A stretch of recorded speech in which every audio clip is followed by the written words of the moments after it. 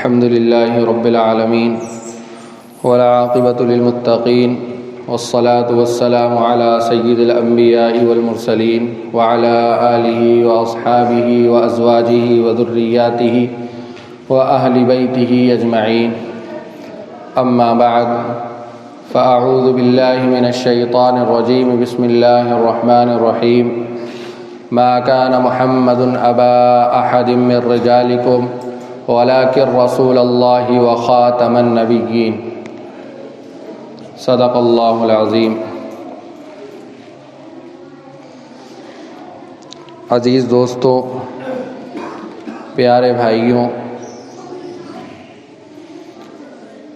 پورے مہینے ہم نے نبی صلی اللہ علیہ وسلم کی سیرت کے متعلق بیانات کے اندر جمعے میں اور دیگر جو جلسے ہوئے ان کے اندر کافی کچھ سنا اور سمجھا، اور یہ نیت بھی کی کہ انشاءاللہ ہم اپنی زندگی کو نبی کریم صلی اللہ علیہ وسلم کے طریقوں کے مطابق گزارنے کی کوشش کریں گے، بلکہ پوری پکی نیت ہم نے یہ کر لی ہوگی کہ انشاءاللہ اب ہم اسی طریقے سے جو نبی صلی اللہ علیہ وسلم کا طریقہ تھا اسی طریقے سے اپنی زندگی کو گزاریں گے. اب چونکہ ربیع الاول کا بالکل آخری ہفتہ چل رہا ہے اور یہ بالکل ختم پر ہے، اس لیے چند بنیادی عقائد جو اللہ کے نبی صلی اللہ علیہ وسلم کے تعلق سے ہمیں یاد رکھنا چاہیے اور ان پر جمے رہنا چاہیے، وہ بھی بہت دل جوئی کے ساتھ، طمانینت کے ساتھ اور بہت اخلاص کے ساتھ اس کو سنیں، تاکہ ہم اللہ کی توفیق سے، اللہ کے فضل سے ان عقیدوں پر جمے رہیں. قرآن پاک کے اندر کو کم کر دیں، جو آیت آپ کے سامنے ابھی میں نے پڑھی ہے، اللہ تبارک و تعالیٰ نے ارشاد فرمایا ما کان محمد ابا احد من رجالکم، کہ محمد صلی اللہ علیہ وسلم تم مردوں میں سے کسی کے باپ نہیں ہیں، ولکن رسول اللہ، بلکہ لیکن وہ اللہ کے رسول ہیں، وخاتم النبیین، اور وہ نبیوں کے خاتم ہیں، یعنی اب نبیوں کا سلسلہ نبی صلی اللہ علیہ وسلم کے بعد ختم ہو گیا. یہاں اللہ تبارک و تعالیٰ نے یہ عقیدہ بیان کیا. اب اللہ کے نبی صلی اللہ علیہ وسلم نے کئی احادیث کے اندر بتایا کہ میرے بعد جھوٹے نبی پیدا ہوں گے اور وہ نبوت کا دعویٰ کریں گے، چاہے وہ حضرت عیسیٰ علیہ السلام کی شکل میں ہو، چاہے وہ دوسری شکل کے اندر ہو، وہ نبوت کا دعویٰ کریں گے. لیکن امت کو اور ہم سب کو اس عقیدے پر جمنا ہے اور اس یقین کے ساتھ اس پر جمے رہنا اور ڈٹے رہنا ہے کہ اللہ کے نبی صلی اللہ علیہ وسلم آخری نبی تھے، اب آپ کے بعد کوئی نبی نہیں آئے گا. خاتم کہتے ہیں مہر کو. خاتم کس کو کہتے ہیں؟ مہر کو. کہ اب مہر لگا دی گئی. مہر کب لگائی جاتی ہے؟ جب اس کی ساری چیزیں پوری ہو جائیں.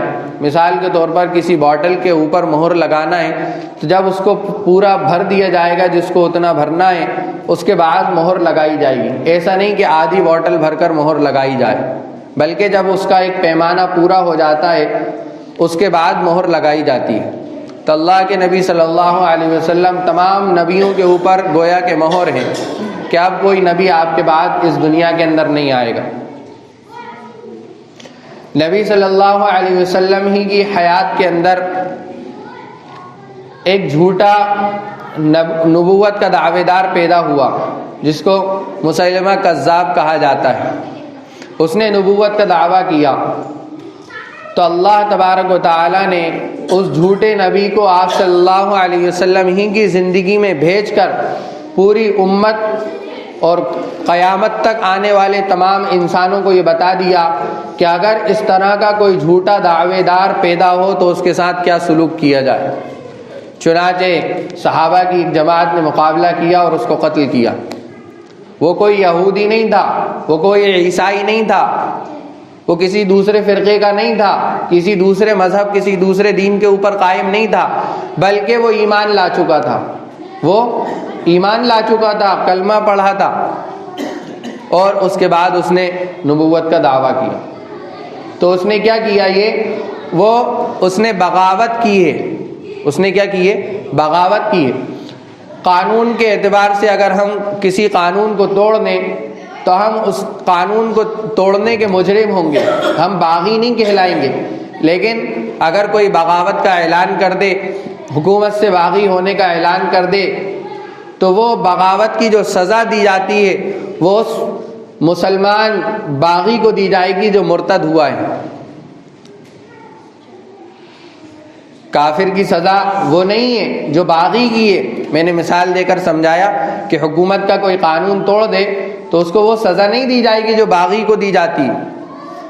تو باغی اس درجے کا جو ہے ہوتا ہے کہ اس کو وہ سزا دی جائے جو حکومت اور بادشاہت کے اندر بغاوت پیدا کرنے والا ہو۔ یہ اللہ کے نبی صلی اللہ علیہ وسلم کے زمانے کے اندر اللہ تبارک و تعالیٰ نے اس کو پیدا کر کر قیامت تک آنے والے انسانوں کے لیے ایک بات بتا دی کہ اب تمہارے درمیان جو بھی اس طرح کا باغی مرتد پیدا ہو اس کے ساتھ کیا سلوک کیا جائے۔ چنانچہ آپ صلی اللہ علیہ وسلم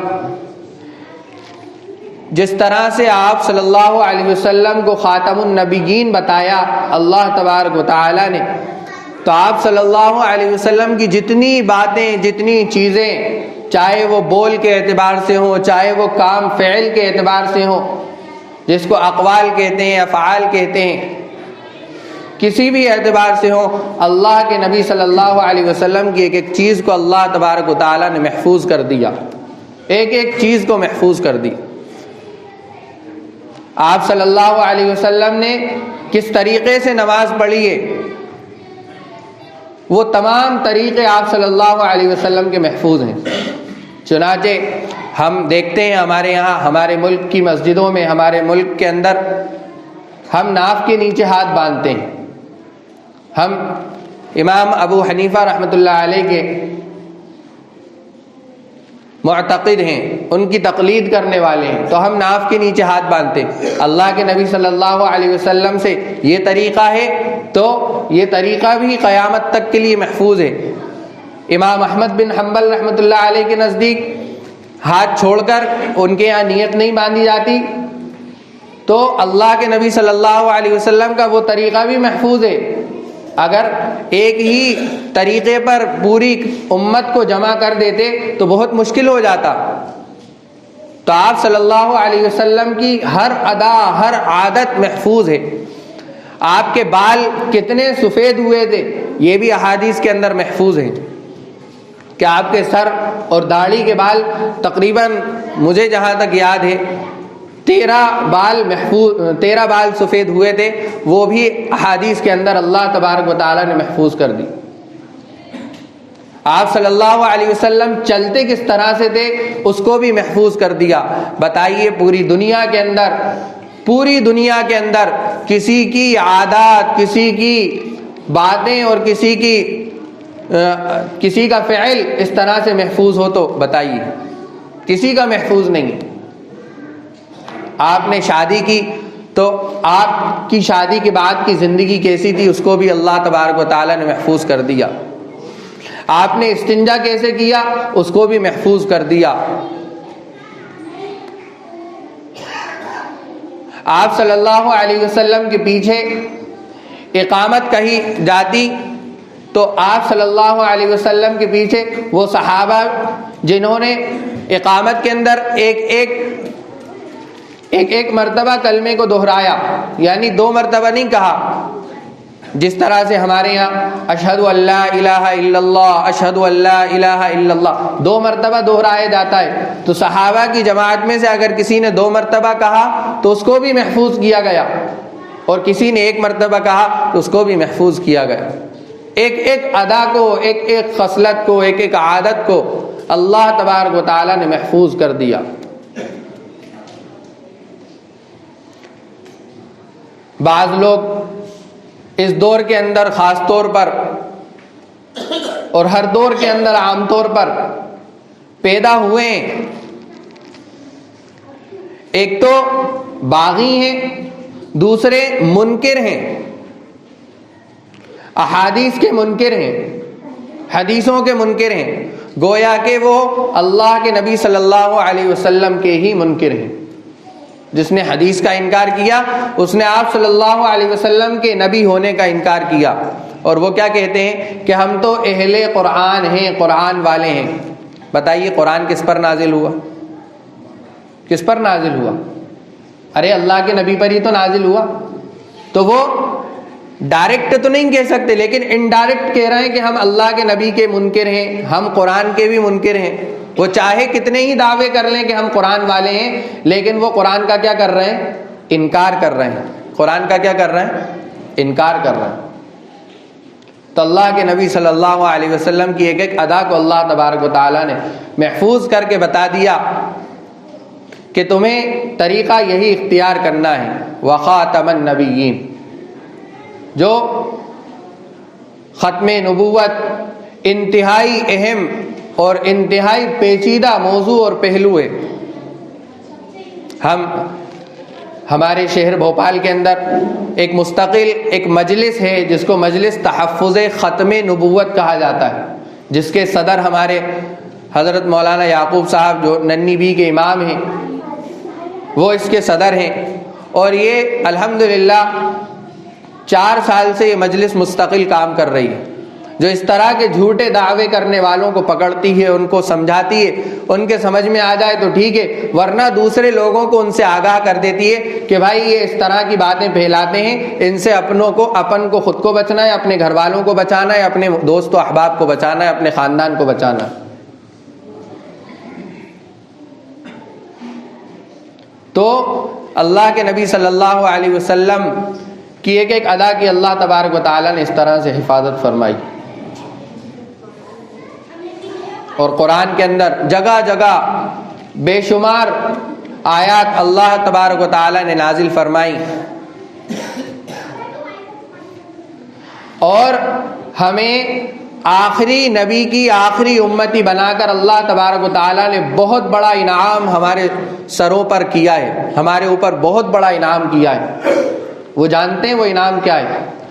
آپ کو تفصیل سے اگر سننا ہے تو سنیے اس مہینے کا حضرت مولانا سجاد نعمانی صاحب دامت برکاتہم العالیہ کا بیان، کیا تفصیل سے انہوں نے اس موضوع پر گفتگو کی ہے۔ واقعی کیا رحمت اور کیا انعام اللہ نے احسان ہمارے اوپر کیا ہے۔ آپ اس کو سمجھنے کی پوری کوشش کیجیے۔ میری اب جو باتیں میں آپ کے سامنے بیان کر رہا ہوں اس کو بہت توجہ کے ساتھ اس کو سمجھنے کی کوشش کیجیے کہ پہلے نبی آتے تھے، حضرت عیسیٰ علیہ السلام سے پہلے کے جو نبی تھے، امت ان آنے والے نبی سے جڑی ہوئی تھی، ایک محبت ایک عقیدت ان کے دلوں کے اندر اس نبی کی تھی۔ اب اللہ تبارک و تعالیٰ نے اسی زمانے کے اندر حضرت عیسیٰ علیہ السلام کو پیدا کیا۔ اب کہا کہ ان نبی کو چھوڑ کر، یعنی ان نبی پر تو ایمان لانا ہے کہ ہاں وہ یقیناً اللہ کے نبی، لیکن اب جب دوسرا نبی کوئی کتاب لے کر آ جاتا ہے تو پہلے نبی کی شریعت کو منسوخ کر دیا جاتا ہے، اس کو ایک طرح سے ختم کر دیا جاتا ہے کہ اب یہ نئی شریعت ہے، اب اس کے اوپر چلنا ہے۔ تو وہ جو پرانے لوگ تھے اپنے نبیوں سے جڑے ہوئے تھے، اب جب حضرت عیسیٰ علیہ السلام آئے تو اب حکم ہوا کہ اب ان سے جڑو، تو ان کی محبت کو یہاں منتقل کرنا عیسیٰ علیہ السلام کی طرف لوگوں کے لیے بھاری پڑ گیا، اور وہ حضرت عیسیٰ علیہ السلام کے قتل کے در پر ہو گئے کہ نہیں، ہم ان نبی کی محبت کو، ان نبی کے عقیدے کو نہیں چھوڑ سکتے۔ اب آپ بتائیے کہ صحابہ کی جو محبت حضور صلی اللہ علیہ وسلم سے تھی، صحابہ کا جو عقیدہ اور صحابہ کا اعتقاد جو نبی صلی اللہ علیہ وسلم سے تھا، وہ کس قدر تھا، بے انتہا تھا۔ ہماری محبت جھوٹی ہے، صحابہ کی محبت حقیقی ہے۔ ہماری محبت اللہ کے نبی صلی اللہ علیہ وسلم سے جھوٹی ہے اور صحابہ کی محبت حقیقی ہے۔ اب بتائیے اگر نبی صلی اللہ علیہ وسلم کے بعد نبوت کا سلسلہ جاری رہتا اور کوئی نبی آگے بھی آنا ہوتے تو بتائیے یہ محبت نبی صلی اللہ علیہ وسلم کی جو امت کو تھی وہ اس طرف کیسے منتقل ہوتی دوسرے نبی کی طرف؟ آپس میں کتنی لڑائیاں، کتنے جھگڑے، کتنے فساد ہوتے کہ نہیں ہم نبی صلی اللہ علیہ وسلم کی محبت کو دوسری طرف ڈائیورٹ نہیں کر سکتے، منتقل نہیں کر سکتے، ہمیں ان سے جو عقیدہ ہے وہ ان سے نہیں کر سکتے، اور یہ آپس کے اندر فتنہ اور فساد کا سبب بن جاتا۔ اور نبیوں کے قتل کی جو وجہ تھی وہ یہی وجہ تھی کہ ایک نبی کی محبت کو دوسرے نبی کی طرف منتقل کرنا امت کے لیے بہت مشکل تھا۔ تو اللہ کا یہ احسان ہمارے اوپر کہ اللہ تبارک و تعالیٰ نے ایک ہی نبی سے ہمیں جڑنے کی، ایک ہی نبی کے امتی بننے کی ہمیں جو ہمارے اوپر انعام کیا ہے اس کا کتنا ہی شکریہ اگر ادا کرنا چاہیں تو نہیں کر سکتے۔ تو یہ بات سمجھ میں آئی آپ حضرات کے کہ ختم نبوت کتنا اہم باب ہے کہ دنیا کے اندر کتنے ختم نبوت پر حملہ کرنے والے لوگ پیدا ہوئے۔ قادیانی پیدا ہوا، غلام احمد قادیانی، اس نے بھی نبی ہونے کا دعویٰ کیا۔ اسی طرح سے کئی عراق اور ایران کے اندر تو کئی جیلوں کے اندر تقریباً 35,000 3,500 کے قریب 35,000 نہیں 3,500 کے قریب جیلوں کے اندر بندے اسی طرح جھوٹے نبوت کا دعویٰ کرنے والے۔ ہمارے ملک ہندوستان کے اندر، بھارت کے اندر شکیل بن حنیف پیدا ہوا جو بہار کا رہنے والا ہے، وہ بھی نبی ہونے کا دعویٰ کر رہا ہے۔ تو اس طرح کئی لوگ نبوت کے دعوے دار ہیں اور یہ آتے رہیں گے، ایسا نہیں کہ ان کا سلسلہ ختم ہو جائے۔ جب تک دجال نہیں نکل جاتا تب تک ان جھوٹے نبیوں کا سلسلہ جاری رہے گا، اور دجال آخری ہوگا۔ وہ تو نبوت کا دعویٰ نہیں کرے گا، وہ تو خدائی کا دعویٰ کرے گا۔ اب دنیا میں کوئی خدا کا دعویٰ تو کر نہیں سکتا، اس لیے جو اس سے نیچے کا پہلو ہے نبوت، اس کے اوپر حملہ کیا جاتا ہے۔ اور ہمیں یہ سبق دے دیا گیا، یہ عقیدہ قرآن پاک کے اندر دے دیا گیا، وخاتم النبیین، اور اللہ کے نبی صلی اللہ علیہ وسلم خاتم النبیین ہیں، آخری نبی ہیں۔ آپ کے بعد کوئی نیا نبی نہیں آئے گا۔ حضرت عیسیٰ علیہ السلام بھی آئیں گے تو وہ نازل ہوں گے، پیدا نہیں ہوں گے۔ وہ کیا ہوں گے؟ آسمان سے نازل ہوں گے، اس لیے کہ اللہ تبارک و تعالیٰ نے ان کو آسمان پر اٹھا لیا تھا، تو وہ آسمان سے نازل ہوں گے اور نبی صلی اللہ علیہ وسلم کی شریعت کی ہی تابع داری کریں گے۔ کوئی نیا دین، نئی شریعت لے کر نہیں آئیں گے، بلکہ ایک امتی بن کر آئیں گے۔ نبی تو ہوں گے وہ، لیکن نبی صلی اللہ علیہ وسلم کی شریعت کے اوپر ہی ان کو عمل کرنے کا حکم دیا جائے گا کہ آپ نبی صلی اللہ علیہ وسلم کی شریعت کے مطابق ہی لوگوں کو عمل کروائیے اور کریے۔ تو یہ باتیں سمجھ میں آئیں آپ حضرات کو؟ اللہ تبارک و تعالی ہمیں انتہائی تفصیل کے ساتھ جو کتابیں ختم نبوت کے اوپر لکھی ہوئی ہیں تاکہ ہم اپنے ایمان کو، اپنے اسلام کو، اپنے دین کو بچا سکیں، ان کتابوں کو لیجئے، ان کتابوں کو پڑھیے۔ اور اب جو آپ جس طرح سے ابھی تک زندگی گزار رہے ہیں بغیر کسی دین کی سمجھ کے، اب اس زندگی کو لات مار دیجئے، چھوڑ دیجئے، اس لیے کہ اب وہ دور نہیں ہے کہ بے فکری کی زندگی گزاری جائے، بلکہ اب دور وہ ہے کہ اپنے ایمان کو کس طرح سے بچایا جائے۔ آدمی اپنی دکان کو اگر پتہ چل جائے کہ یہاں اتی گرماڑ ہونے والا ہے تو آدمی ایڑی سے چوٹی تک کا زور لگا دیتا ہے کہ اپنی دکان کو کس طرح سے بچایا جائے۔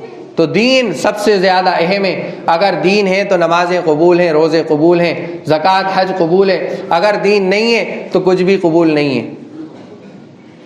تو ان کتابوں کو لیجئے جس میں ختم نبوت کو تفصیل سے بیان کیا گیا ہے، ایک ایک پہلو کے اوپر روشنی ڈالی گئی۔ مجلس تحفظ ختم نبوت کی بھی ایک کتاب ہے جو ہمارے ہی مجلس کے ایک حضرت مفتی اکمل یزدانی صاحب نے لکھی ہے، اور بہت اچھے انداز میں اور بہت سہل اور آسان زبان کے اندر انہوں نے لکھی ہے۔ وہ ہندی کے اندر بھی، اردو کے اندر بھی، جو ساتھی لینا چاہیں وہ رابطہ کر سکتے ہیں، اس لیے کہ ختم نبوت کا سمجھنا اور اس کے اوپر جمے رہنا بہت اصل ہے، بہت اصل ہے۔ اللہ تبارک و تعالی ہم سب کو کہنے سننے سے زیادہ عمل کرنے کی توفیق عطا فرمائے۔ وآخر دعوانا ان الحمد للہ رب العالمین۔